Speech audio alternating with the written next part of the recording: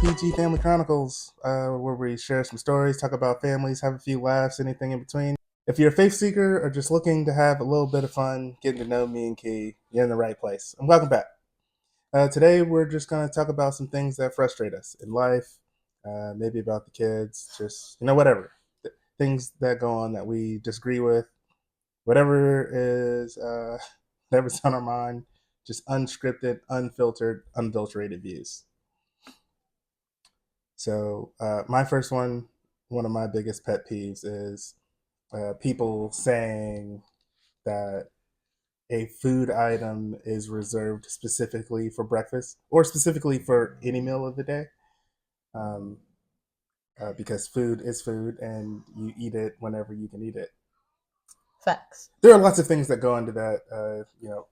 Potentially your financial ability to afford food or region of the world that you live in, your culture will dictate a lot of the things that you eat. But to sit here and try and tell me that like steak is only for dinner, but I can have a steak, egg, and cheese for breakfast, or like pancakes are only for breakfast, like not true. Can I have breakfast for dinner? Breakfast is literally breaking the fast of your last meal, which was probably and hopefully dinner, assuming that you are in a situation that allows you 3 meals a day. And whatever food that you have, or food that you don't have, for people that are doing smoothies and all kinds of other things, like that is the meal. So if I'm like, I would really like nachos right now, and someone will say, "Well, it's breakfast time. You can't have nachos for breakfast." Like you can't. Chilaquiles are definitely basically Mexican nachos, and that's Yeah, a breakfast food. Still don't like chilaquiles, but it's still the same thing. Culturally, I definitely get like where they say like, oh, you can only have pancakes for dinner, but we did French toast for dinner, or pancakes for breakfast. My bad. We did French toast for dinner. We've done eggs, do rice and eggs with some ketchup. Um, for my significant other, I never thought about having a tamale for breakfast. Tamales with an egg. Still weirds me out, but that sounds interesting. it's interesting. A lot of people think menudo is not a breakfast food and like it's supposed to be for lunch, but it's literally for breakfast. You said ma noodle, Menudo, menudo. yeah. Okay, The thing you guys had for Christmas. I heard manoodle, and I was gonna have. Hey, I need you to explain it to me. I don't know what that is. Pozole is basically menudo, but with pork meat. It actually tastes really good. Um, or like if my mom was to make gumbo for Christmas dinner, you can guarantee we're gonna have it for breakfast the next day because it's 10 times better the next day. So I definitely agree with like food is food. You eat what you got or what you want. Honestly, like Yeah, just eat. So my hot take is about birthday parties. I understand maybe it's a cultural thing. Andrew believes you need to have a party every year, no matter the age. Now, my disagreement with it is when you're 1 years old, your birthday party isn't for you. It's for your parents or like grandparents. Like my 1 year old can't even tell me what they want right now. So what's the point of having a party at one? Like I get it. They made it through the first year of life. They survived. But we don't need a whole $500 to $1,000 party for a 1 year old. Get him a cake, a little cupcake, take some cute pictures. You'd be all right. You got the memory. You celebrated them. They are loved. I feel like birthday parties are like for monumental ages. So like 5. I feel like that's an important age. Have a birthday party. 10. You finally hit double digits. Go ahead. 15, 16, it just depends on your culture. I got neither. I ain't get 15 or 16. 18, you just graduating. I really don't think you need a whole birthday party after you have a graduation party, depending on like when your birthday is. You'll be all right. 21, all you want to do is party anyway, because you're finally an adult and you can go and drink. I also didn't have that either because I had kids. I don't even remember my 21st birthday, honestly. Oh, God. Okay. But like, I feel like birthday parties don't have to happen like every year, or like a big birthday party shouldn't happen every year. Like, if you got the money, I guess, but maybe my financial brain is like, I'm not spending $1,000. I got 3 kids. That's $3,000 a year for just birthday parties. What does a $1,000 birthday party look like? Like, even so, for our oldest son, we ran. I want to say it was his fourth birthday. Doesn't really matter. We ran his birthday party at the bowling alley, and all of that together was probably like $400. Not to say that that's an insignificant amount of money, but you're talking a G. Like, I don't like They you do got. it big. Mexicans do it big. Got balloon arches. You got centerpieces, bouncy houses. S multiples. I see. Well, then that's probably the conversation you need to have. You can say like, "Hey, we can have a birthday party, but we don't need to have a gala." Like, if Bruce Wayne is thinking about coming to this party, it's too expensive. Like, people come in here wearing tuxes, and the kid is 3. Yeah. Like, all right, cool. Like, I asked, what's the normal amount for quinceanera? Because he has a younger sister. Who I was like, I was just curious, like, how much did they spend on the quinceanera? They're like, oh, just the venue itself was 10,000. So what? Huh? Is she getting married? Is Barack Obama coming himself? Like, what do you mean 10,000? They're like, yeah, it's I mean, $10,000. yeah. If you do like a concert space or like a It was like a um, ballroom space. that's what I mean. Yeah. I said concert, but I meant ballroom. I was trying to get to like convention, Mm-hmm. convention space. But I was like, I'll drop 10,000 on a venue for a wedding, not a 15-year-old. And that was just the venue. I didn't do any of her dresses because she changed 3 times, 2 times, 2 or 3 times. Her shoes, her makeup, her hair, her presents that her parents still got her. I was like, the venue was the present. Uh, um, the food, the sweets table, the cake. Like, you know what? I'm just, I ain't doing it. I ain't doing it. The fact that I had to have 2 dresses and it wasn't my party, I had to do a dress change twice. I was like, what are we doing? What is this for? I don't know. I probably don't have a legitimate response there. Like, man, she living her life. Like, this was her time in life to be Beyonce. Like, you got a concert set up just for you with wardrobe changes. Like, live your best Broadway life. I would have probably did it. I I I probably wouldn't have done it. I wanted to have a sweet 16, but in my head it wasn't going to be $10,000. Like, granted, when you're 16, you don't really have a whole entire concept of like how expensive things are, but I didn't think 10,000 at all. Yeah, I don't think I really ever considered what things cost. I went in with the assumption that it was too expensive, so I didn't even look into it and see if there were ways that I could make it less expensive. I was just like, yeah, we're not going to be able to afford to do it, and just kind of gave up on it. I think that's probably that's part of the reason that I live how I live now, because I do have a little bit extra money, so I'll just be like, yeah, I want it. Like my mama couldn't give it to me, and that's cool. Like she did an amazing job. What she had, she didn't have it. It's life. I do have it, and I was like, man, I want this. I get But that's also why I tell my kids no because they gotta that. feel how I felt, and they're like, you can afford this. Yeah, I can, maybe. but you can't. Yeah, this money is not going towards you. So Did you? How much was your guys' wedding? Like, was your wedding even $10,000? no, Like, but I, I mean, we can talk about this, but it's a very unique situation.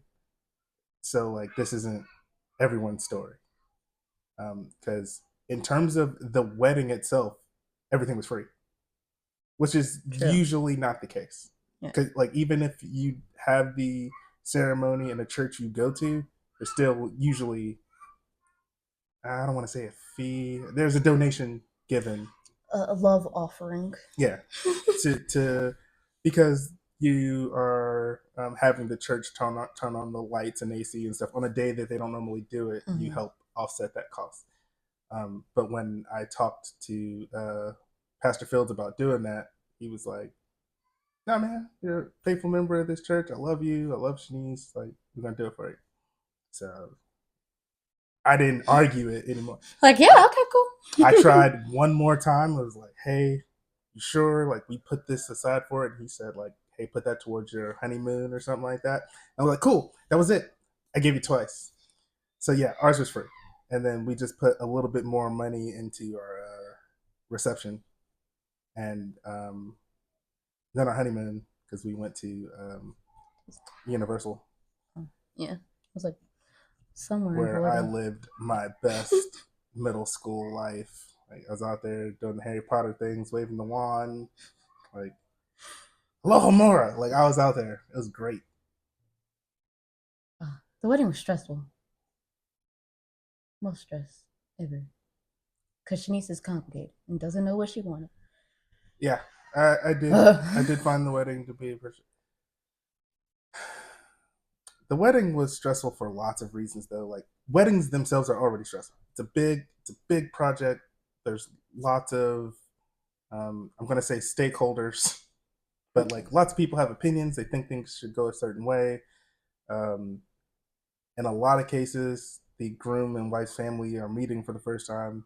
Thankfully, that wasn't necessarily our situation, so there wasn't beef in that sense. People didn't feel like, um, or at least in terms of like my family versus her family, people didn't feel like I can be here and you can't be here. Yeah. Within families, I know that there was some of that, but I think they did or at least my family did a good job of keeping it from me. I didn't find out that it happened until afterwards, which um, it's unfortunate that it happened anyways. But I think it's good that I wasn't plagued with it On your during wedding day. the wedding. Yeah. So our wedding, like most weddings, were stressful. But I think we also just had some young couples stuff because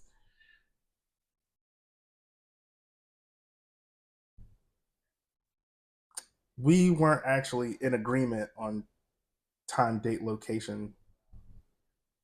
But then once it was put on the calendar, you know, people's livelihoods got put into it because people bought like plane tickets and car rides to get there. And so we were like, well, now this has to happen, Yeah. which is definitely not the way that that should have occurred.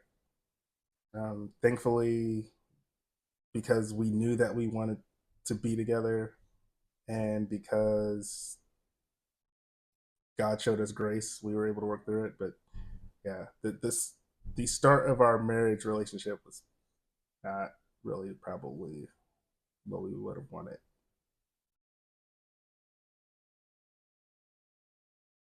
Interesting. Never would want to be a wedding planner though. I actually think I would, but just not for Shanice. I had looked into wedding planning. I thought that would be something I would do. I realized that it's not really it. I I love that. I am into like event planning, Yeah. and um, I would like some of those events to be weddings and parties. I think I'm really more of a consultant. Like I want the freedom and ability to not work on a project, if I You want choose to not be to. the hey, go do this. Yeah. You go here. Like I run this company that runs parties, and then I'll be like, hey, this one sounds really fun. I want to personally be involved in this, or like I don't really want to be bothered with it. Hey Jeff, please run this for me. I want to do that. In my head, I want to be like an event planner, like weddings, birthdays, because I think it's fun, but I don't want to do it for my own kids. Planning a birthday party for my own kids, way too stressful. Well, so based on like what you shared before, it sounds like it would be less stressful. Why don't you just like let his family plan it?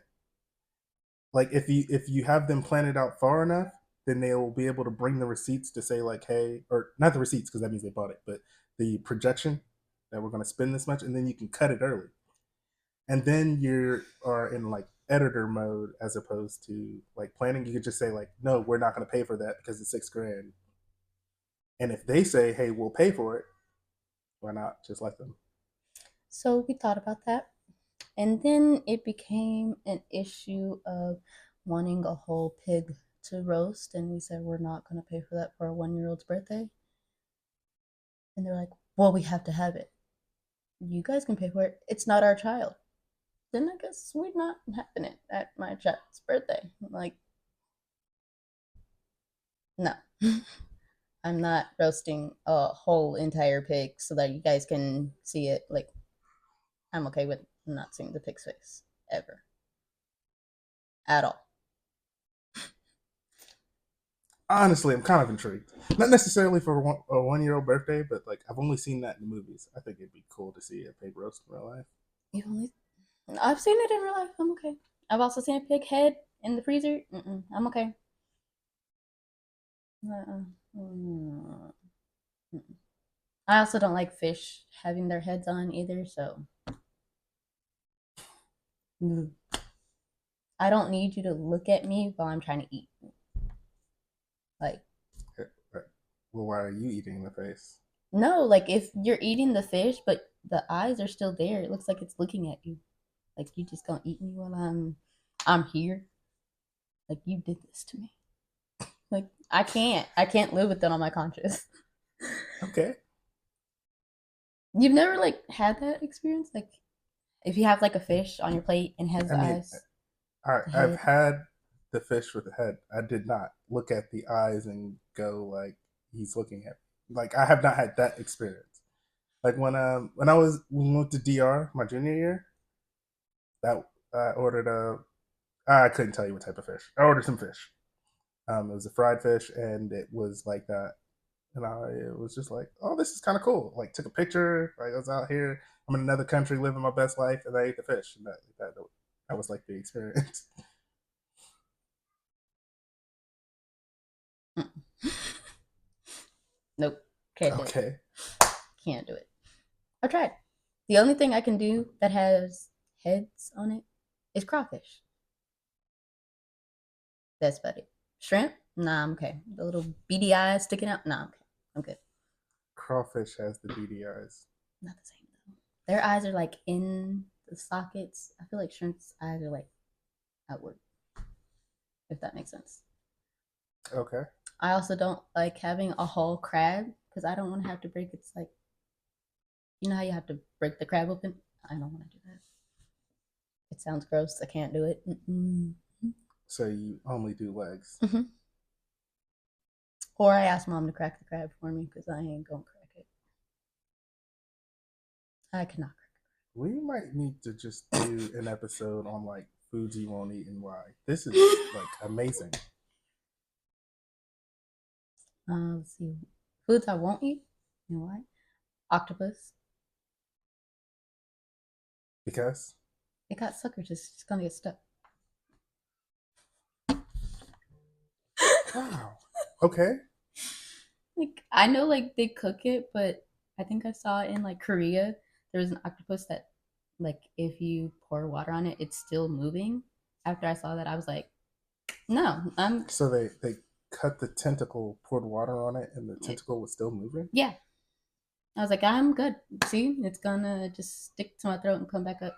Take a note to look that up on YouTube. I cannot. Ugh.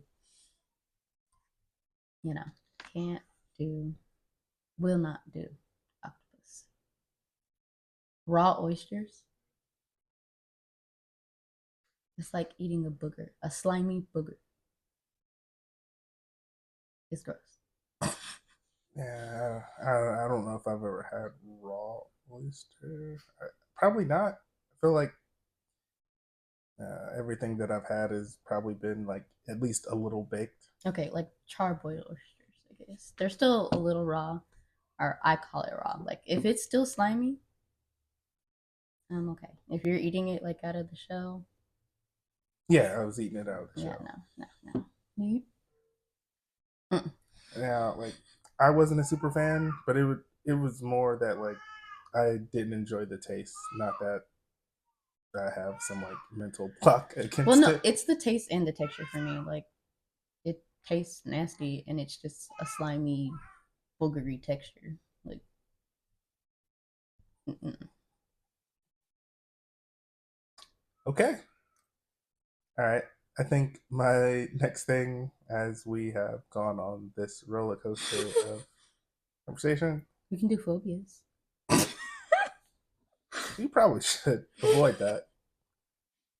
Um, I don't know how I say it. My big thing, I'm frustrated with the school system and how children are um and there have been some changes towards this. It is getting a little bit better, but generally speaking, children are graded based on their rote memorization, Mm-hmm. and so the kids that can memorize things the best get the best grades. Yeah, Um, and so now I'm filling my mind with this information that I'm supposed to have learned, that I memorized for a test, and then because we don't review it again, you're not gonna um, remember it I by the end of the year. tried to dump it, but it's got stuck in there, and now I have finite space in here, and things like the names of the planets are taking up space. And now, 20 years later, they want to try and tell me that Pluto is no longer a planet. But now I have a mnemonic stuck in my head that makes Pluto a planet. And I probably lost space for something like the cure to cancer because Because I have Pluto's a planet. useless information in here. Facts. Yep, that's facts. It just thrown so much pointless stuff. And I can't even think of any other examples. Like the Pluto thing is really more of a joke. PEMDAS. That's unfortunate. Well, I would say that PEMDAS is important. I've watched lots of like social media, like people like, what's the answer to this algebraic math problem? And they were not using PEMDAS, and so they didn't get the answer correct. I think it's important, but I don't need it. But also, I would say that that falls outside of the realm of what I'm discussing because that's not rote memorization. Like you have like True. remembering what the it's not an acronym. It's kind of an acronym, but The order of operation. yeah, um, the word will come to me. The the type of word that PIMDUS is. It's a mnemonic to help you remember the order of operations so Mm-hmm. that you can do the math problem.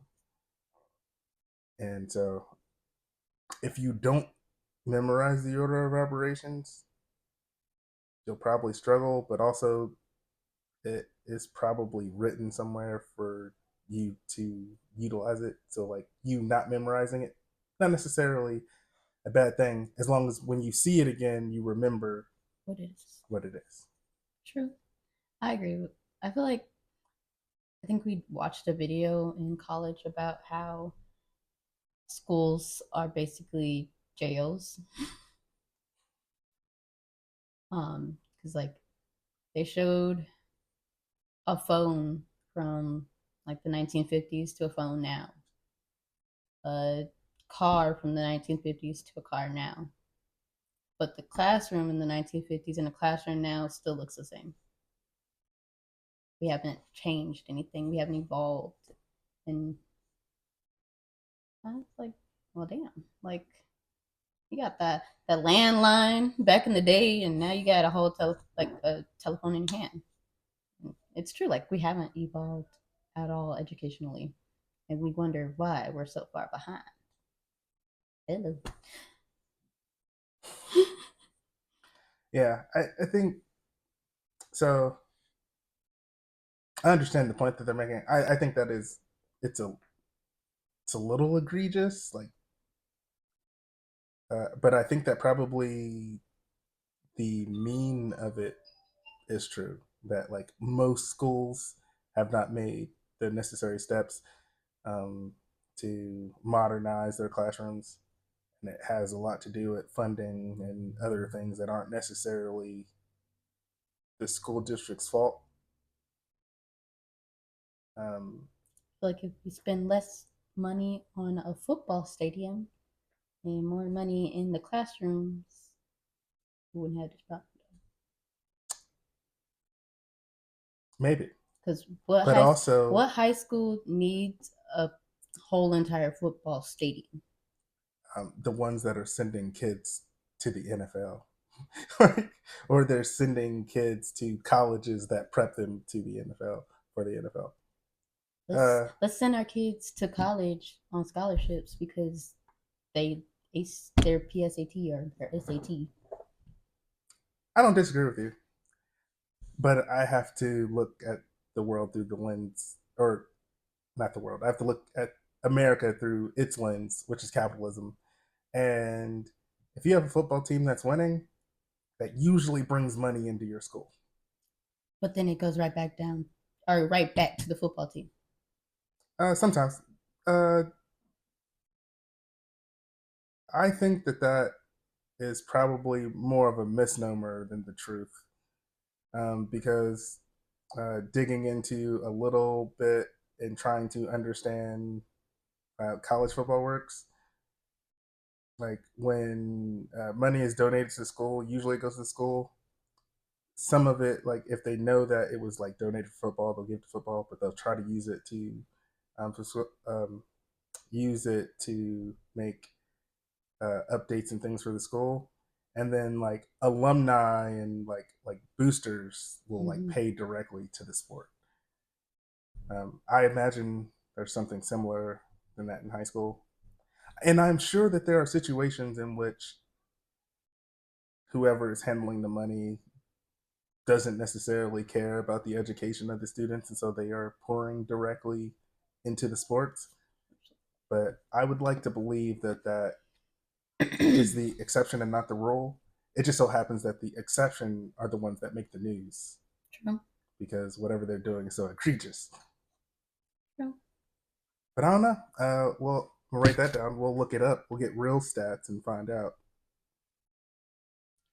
We'll say, I guess, even from my, I won't say my background because Shanice and KJ definitely took their education more seriously than I did. They were smart. They made it. For me, I was like, as long as I have a 70 and pass, I can play basketball. Who cares? Like Shanice always says, we had two different parents. A 70 would not have worked for Shanice and KJ. 70 worked for me. It was A's and B's for Shanice and KJ. Thankfully, me and Matt just weren't friends. That was the only class I even remotely had a 7B anything in. And it was usually like a 75. But my mindset was like, well, no one cares about the education anyway, so like just play ball. And now I see education is a little bit more important than I thought. Yeah, Just a little bit. I can't relate. I was more on the other end, and my dad actually didn't allow bees. And I should clarify this. He did not allow bees for Victor and I. Um, so it wasn't that he was just like, regardless of who you are, it's going to be A's in general. So like, he started off saying A's and B's, but we were making straight A's, and once he really assessed like the mental capacity that we had to do well in school, then after that he said like, I'm not accepting B's anymore because I know that you can do it. I've seen you. Mm-hmm. Um, because Vic is a genius. He hasn't been tested, but we know that he is. Just the way that he absorbs information, The way he the thinks. way he talks, the way he thinks, and so you're like, you can't have a B. And then me, You made it to Westport. I keep up. I learn quickly and I keep up. Like I would not say I'm a genius, but I was surrounded by genius. I was surrounded by people that were genius, and I kept up enough that they hung out with me because like the guy that gave me the sound job in New York, like Keenan, he is a genius, and I'm pretty sure he's been tested.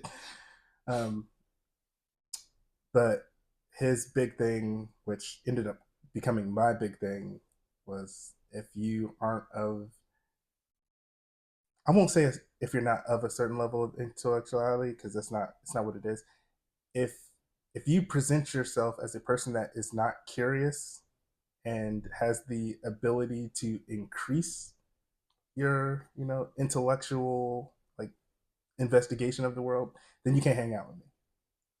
Because I don't necessarily need everyone on my same level, because He levels likes me. Ha ha ha. levels change as you grow. Like I don't expect a 6 year old to think about the world the same way that I expect a 16-year-old to grow. Like I get be it. where you are at your level. But if we're talking and I have the sense that it's air up here, I can't deal with you. And that is probably my one big hang up. I'm actually a pretty open, non-judgmental person. I'm Facts. like, hey, people can do whatever they want as long as they're not hurting others. Like, but if I think that you're a dummy, that's where like I judge you. I can't. Um, I usually do a pretty good job of keeping those thoughts to myself, but yeah, Well, I'm not a dummy because he hangs out with me, so got a yeah. little bit of confidence right there. Do you know what your IQ is? No. Nah, I never got tested, and I'm sure like if I tried to do it now, it'd be down whatever it was. Like I would say my peak was probably while I was in school, and naturally so. Yeah. I was like constantly um, like challenging my mind, taking in new thoughts, trying to create new thoughts, and I'm not even sure if that's possible anymore. Apparently, people are still getting PhDs, so you must be able to create something. Um, Bless them. yeah, I know. um, and I have done considerably less since I joined the workforce. It's really been a lot of rinse and repeat of whatever something that already works. I get that. What was that game that we played where it like kind of challenges your brain? We were like we had to count the squares, and then if you miss the question, it's the next person's turn, and you keep going until you miss. I think. I think I need a little bit more. Was this on the Xbox? I think so. I just know we played it on the TV, so probably the All right. Xbox. A game that made you think and you had to count the squares? We had to count how many triangles. That's the problem I remember. We had to count how many triangles, and I was like, "Oh, there's like 28," and you're like, "There's definitely like 56," and I was like, "Lego." Okay. That one might have been the trivia game. Yeah. I'm big on trivia. Um, I like things that make me think. Yeah, Um, and I like things that make other people think. Uh, a lot of people would probably tell you that it's not a good first date. It's a good first date for me though. Like if we go out and we play a trivia game, it gives me some insight into what you already know, and for the things you don't know, how you go about knowing Figure it. it out. Or if you just are like, nah, like I don't care to know it. That information will never mean anything to me ever. That kind of lets me into your attitude about learning, and then I can know if we can continue or not. I will say it's probably not the best first date for me because I'm competitive as I'll get out. And if, yeah, no, just no, because I like to win. I get to, I admit I'm competitive. I get it from my mom. Yeah. Best Well, date, not a competitive competition. Like, I just want to destroy you. I don't want to love. I want to destroy. we went from I want to win to I want to destroy. Winning is destroying. I disagree, but I understand. Yeah, and that's why for it it took a little while for because Shanice is very similar. Um, I refused to do anything that was in competition, and I think for a while she thought that I was afraid to compete. So basically, she just took that as like, I'm the heavyweight champion, and I'm going to stay that way because no one's ever going. Gonna come against me. Yeah, like he's not even going to step back in the ring. And I was looking at it more in the long term of our ability to stay together and like friendship, because she is also not only like a competitive player but a sore winner. It's where Clay And gets it. um so but I was like, but when I win also she's a sore loser. Yep. And so I kind of figured the I could help us by limiting the amount of times that we played against each other. And I tried to find events where we competed on teams, where it was more cooperative. Then we could win together, and then I would just not really celebrate because she was celebrating enough for the both of us. I mean, that makes sense. Like even when we're playing football, I always like if we're up and it's 24-0, and we have 2 minutes left, and they're like, "Oh, just run the ball." No, I want another touchdown. Destroy. Yeah, but you also quit if you throw an interception. Yep. Great thing about video games, you can restart. Right, you have to take the L so you know how your season really went. If you're out there coaching, you can't quit in real life. You can't like Re- restart the game. Real life is different. It's a video game. Hmm. Perfection can happen on a video game. Hmm. Perfect season. Perfection can happen in real life. It You can. can have undefeated seasons. People have done it. Facts. That is true. But I can't restart real life. Right. I can restart the video game.